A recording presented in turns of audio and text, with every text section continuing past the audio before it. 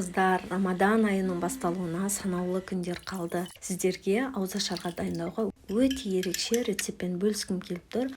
Алдымен мантының қамырындай жақсылап жұмсақ қамыр илеп, бетін жауып демалтамыз. Кейін күрішімізді салқын суға жуып, бетіне ыссы су құйып 15-20 минут бұқтырамыз. Кейін мол мөлшерде жуамыз да жақсылап турап, кейін үстіне фарш, тұз, бұрыш және бұқтырылған күрішімізді салып, жақсылап араластырамыз. Дайын болған қамырымызды мантының қамырындай жұқа етіп жайып, видеодағыдай кесіп, ортасына фаршымызды салып, видеода көрсетілгендей жақсылап орап дайындайтын боламыз. Енді қызып тұрған тавада қалаған овощтарыңызды салып, жақсылап подлива қуыратын боламыз. Қараңыздаршы қыздар, дастарханға әдемілеп ұсынсаңыз болады. Өте дәмді, тойымды, ерекше тағам болып шығады. Видеоны сақтап, жақындарыңызға жіберуді ұмытпаңыздар. Сіздермен болған бота ас болсын.